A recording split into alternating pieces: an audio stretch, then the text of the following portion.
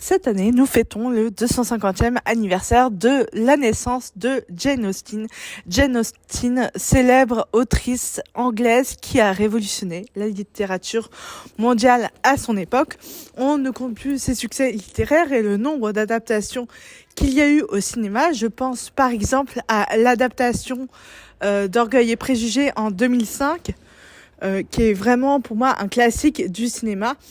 Mais Jane Austen a écrit de nombreuses œuvres qui ont apporté leur pierre à l'édifice à la littérature mondiale, notamment Emma, puisque dans Emma, c'est une histoire qui traite d'une jeune femme qui ne veut absolument pas se marier et qui passe son temps à marier les autres, à marier son entourage, mais elle ne veut absolument pas se marier. Et c'est assez révolutionnaire dans le sens où Jane Austen vivait à une époque où les femmes n'avaient pas vraiment de but dans la vie, si ce n'est de les marier.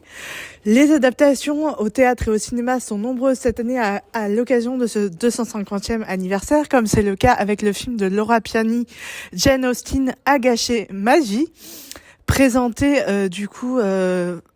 lors d'un festival de cinéma de comédie. C'est une comédie romantique et justement c'est une comédie qui rend hommage aux grandes comédies romantiques comme Coup de foudre à Notting Hills.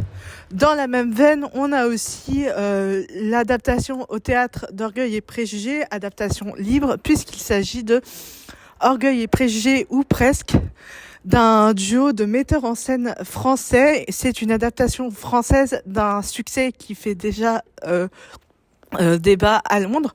Du moins, c'est un certain succès en Angleterre puisqu'il s'agit de l'adaptation française avec un casting 100% féminin. Même les rôles masculins sont joués par des femmes.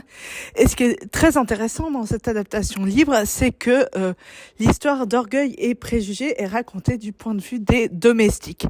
Et ça, croyez-moi que c'est assez original pour le coup et que j'ai pas encore vu ça au cinéma ou même au théâtre avant. Donc vraiment, c'est une pièce que je recommande chaudement.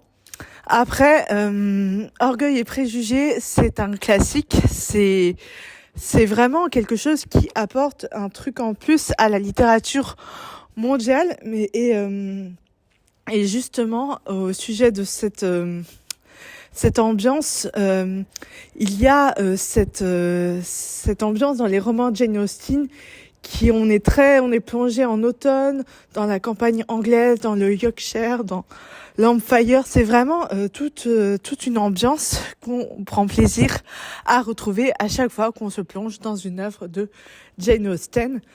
Plus récemment encore, il y a eu l'adaptation Emma avec Anne Taylor-Joy qui est sortie au cinéma en 2020, et ça montre aussi que Jane Austen continue d'inspirer les écrivains mais aussi les cinéastes. Et d'ailleurs, il y a également aussi des livres qui sont sortis il y a pas très longtemps en librairie. Je pense par exemple au Cercle littéraire des amoureux de Jane Austen. Là encore, ce sont des fans, ce sont des gens extérieurs à Jane Austen qui veulent lui rendre hommage. Donc tout ça fait que je trouve le concept très cool. Et pour moi, Jane Austen a révolutionné la littérature mondiale à sa manière. On devrait toutes avoir lu au moins un livre de Jane Austen dans sa vie. Et vous, quel est votre préféré? N'hésitez pas à me le dire en commentaire et on se retrouve très bientôt pour un prochain sujet. Et en attendant, cultivez-vous. Ciao!